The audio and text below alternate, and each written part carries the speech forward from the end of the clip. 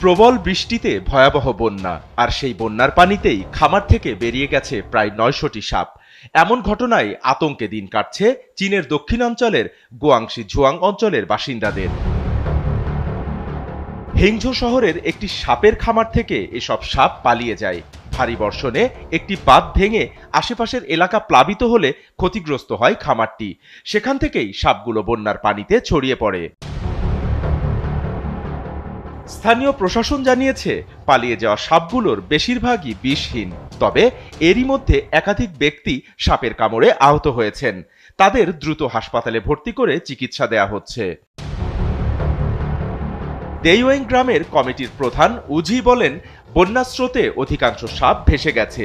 বর্তমানে কিছু সাপ ভাসমান আবর্জনার উপর আশ্রয় নিয়েছে। উদ্ধার হওয়া বেশিরভাগ সাপই বিষহীন জলজ প্রজাতির।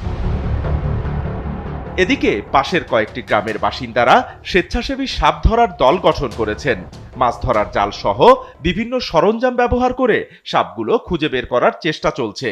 তবে প্রশাসনের স্পষ্ট নির্দেশনা, যাদের সাপ ধরার প্রশিক্ষণ বা অভিজ্ঞতা নেই তারা যেন কোনোভাবেই নিজেরা সাপ ধরতে না যান, কারণ এতে দুর্ঘটনার ঝুঁকি আরও বাড়তে পারে। পরিস্থিতি মোকাবেলায় স্থানীয় হাসপাতালগুলোতে সাপের বিষের প্রতিষেধক মজুদ বাড়ানো হয়েছে। আঞ্চলিক হাসপাতাল থেকে বিশেষজ্ঞ চিকিৎসকদেরও ঘটনাস্থলে মোতায়েন করা হয়েছে। বন্যার দুর্ভোগের মধ্যেই এবার নতুন আতঙ্ক, চারিদিকে ছড়িয়ে পড়া শত শত সাপ।